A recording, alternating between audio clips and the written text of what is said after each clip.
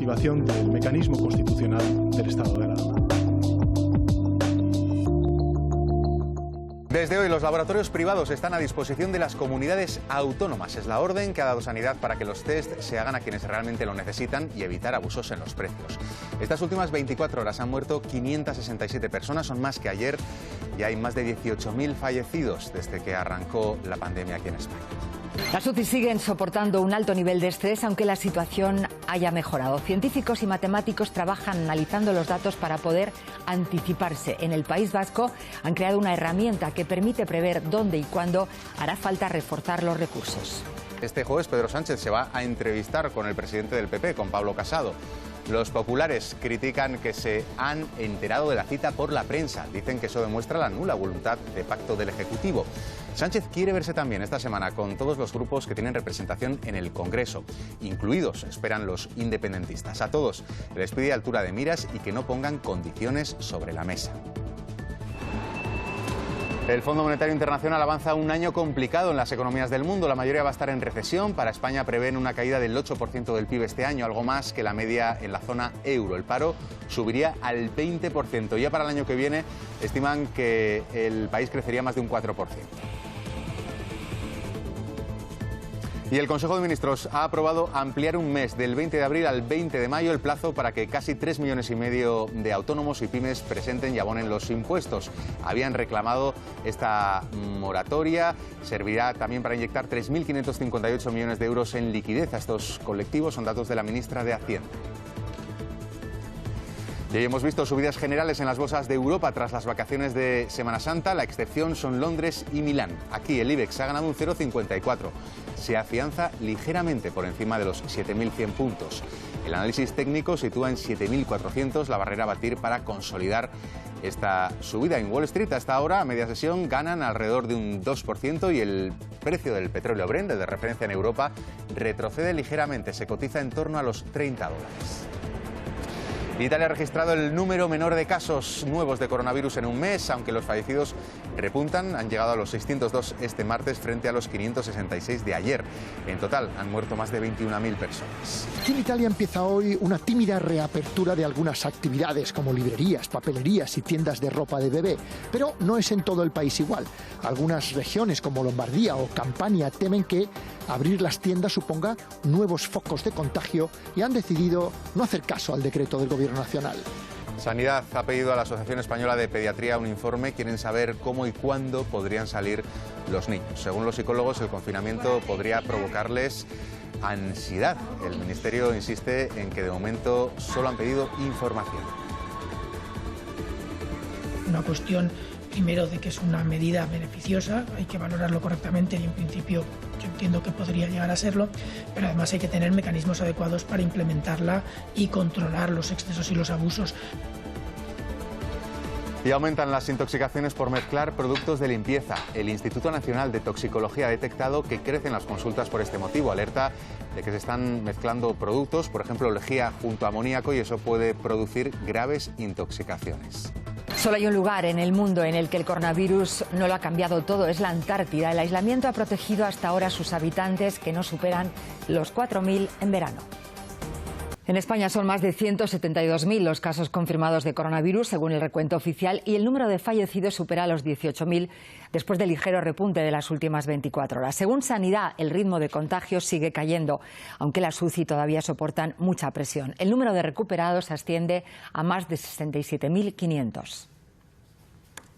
De la Policía Nacional. Fernando Simón, que se ha reincorporado después de superar la COVID-19, dice que los datos confirman la ralentización de la epidemia, pero lo que a mí me hubiera gustado que hubiera sido que hubiéramos tenido más curados que nuevos casos todavía no se ha producido. En las últimas horas se han registrado 3.045 casos nuevos y 2.777 curados más. Ya suponen el 39% de los afectados. Ha habido un repunte en el número de fallecidos. De ayer a hoy, 567, 50 más que el día anterior. En total se han contagiado 26.672 sanitarios. Insisten en Sanidad que en muchos casos se han reincorporado ya al trabajo. En este punto ha cambiado el protocolo. Ahora es obligatorio que hayan dado negativo en una prueba PCR para hacerlo. En cuanto a la letalidad, es decir, al número de fallecidos en relación solo a los casos confirmados de coronavirus, es muy parecida en la gran parte de los países europeos. Estamos todos en torno al 10%. Desde Sanidad recalcan que este descenso en el ritmo de contagio se lo debemos a la primera fase de confinamiento del 14 al 30 de marzo, esa a la que hemos vuelto esta semana. Tenemos ahora mismo un poquito más de movilidad de la que teníamos hace unos días, pero eso no implica que los contactos que se puedan producir tengan que ser de riesgo. Hay que mantener las normas de higiene. Sobre la posibilidad de que los niños salgan a la calle, Simón ha dicho que podría ser beneficioso para todos, pero insiste, hay que tener mecanismos para controlarlo.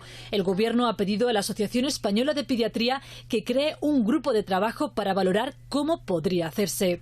Como la mayoría de economías mundiales, España entrará en una profunda recesión este año. El FMI prevé una caída del 8%. La peor hasta ahora había sido un 3,7% en 2009. Solo recuperaríamos parte de lo perdido, según el FMI, el año que viene, con un rebote del 4,3%.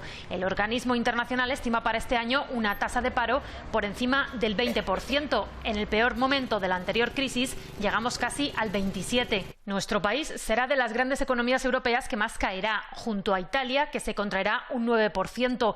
Para Alemania y Francia, el organismo sitúa los números rojos en torno al 7%.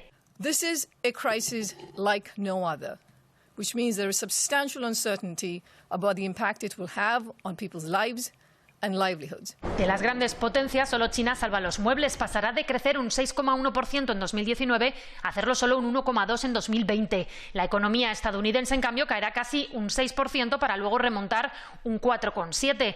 El crecimiento global descenderá en 2020 un 3%, peor que la crisis financiera de 2009. Esta mujer tuvo que ser rescatada anoche en medio de una intensa lluvia por la Guardia Civil y los bomberos en Mallorca. Se había saltado el confinamiento para salir a hacer senderismo con su perro y no era la primera vez, la habían denunciado en otras 2 ocasiones. En las últimas 24 horas, la policía y la Guardia Civil han detenido a 118 personas y han puesto cerca de 11.000 multas. Alertan de una nueva estafa de sextorsión. Son correos electrónicos en los que aseguran que han hackeado nuestro ordenador para hacerse con vídeos o fotografías comprometidas y piden dinero a cambio de no difundirlos. La policía recuerda que sus patrullas trabajan en la red o en la calle sin descanso. Algunas personas tremendamente insolidarias pretenden incumplir las medidas de confinamiento por las noches, pensando que no pasa nada por ello. Pues no, por las noches sigue vigente el estado de alarma, el maldito virus no entiende de horarios y la Policía Nacional tampoco. Otro de los datos que se ha dado hoy es que el pasado 10 de abril, el Viernes Santo, 31,5 millones de españoles apenas se movieron de casa. Ninguno hizo un viaje de más de 500 metros. Son los primeros datos del estudio de movilidad que está haciendo el Ministerio de Transportes utilizando los datos de 13 millones de teléfonos móviles. Se analizan todos los movimientos de más de 500 metros, ya sea en transporte público, privado o a pie. El Ministerio asegura que utiliza datos anónimos y que cumplen con la Ley de Protección de Datos. La información se publicará diariamente en su web con un decalaje de 3 días.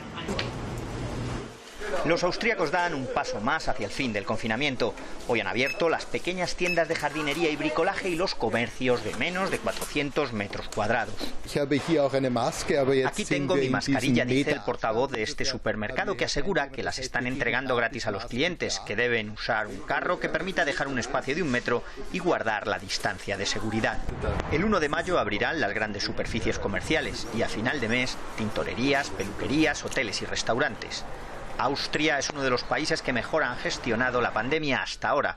Decretó el confinamiento el 10 de marzo, con tan solo 200 infectados, y registra unos 14.000 contagios y menos de 400 muertos.